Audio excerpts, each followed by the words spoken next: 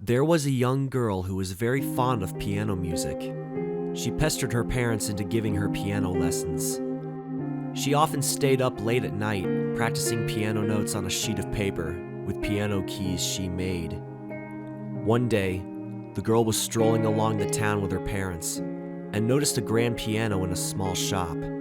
The piano looked old and worn out, but also very antique.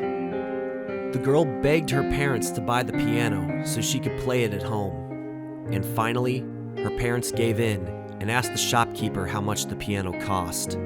The shopkeeper was an old woman who replied it was only $100. The girl's parents agreed to buy her the piano, which was then delivered to their house for free. As soon as the piano arrived, the girl wanted to play it right away. Her parents invited their relatives to come and watch her. She sat in front of the piano and began to play. But halfway into her music, she felt a sharp pain in her fingers.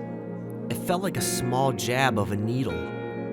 The girl's parents didn't want to disappoint their relatives and ordered the girl to continue playing.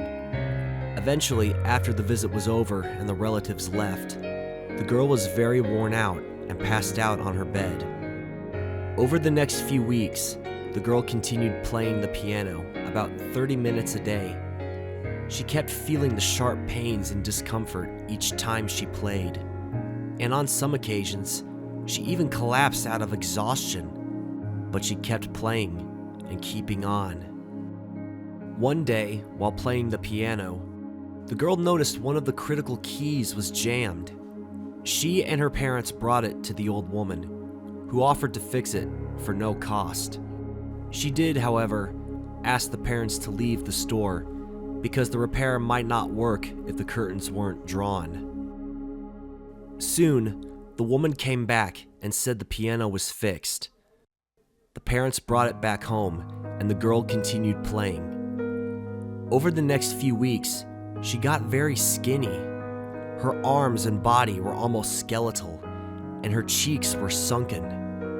Again, one of the keys were jammed, and again, the girl's parents brought it to the old woman for repairs.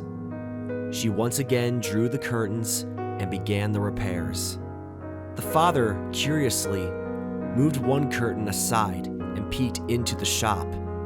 What he saw shocked him. The old woman had lifted the cover of the piano and reached in. She took out a large jar full of red liquid, which she proceeded to drink greedily. The parents realized it was blood and immediately called the police. But the woman was nowhere to be found when they arrived. The father disassembled the piano and, being a somewhat experienced mechanic, discovered what happened. The piano's keyboard had been embedded with hollow, microscopic needles. Every time the girl played the piano, the keys would draw some blood from her fingers. The blood was then drawn through pipes into a special glass jar that kept the blood cells alive. And once the jar was full, the piano jammed a key, and the old woman would secretly drink the blood and place the jar back to fix the instrument. The girl's parents quickly sold it online for $50. Meanwhile, the girl suffered major blood loss, and doctors discovered the needles also contained a chemical that weakened the bone marrow's ability to produce blood. The old woman replaced this chemical during every fix, and that chemical was injected into the girl's bloodstream by the same hollow needles. The girl suffered permanent bone damage and died a few days later from an infection. Her weakened bone marrow was unable to produce any more white blood cells to battle the bacteria. The old woman was never found.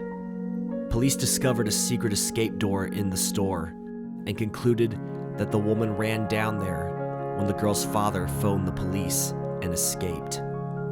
The girl was buried in a church graveyard in the center of the city.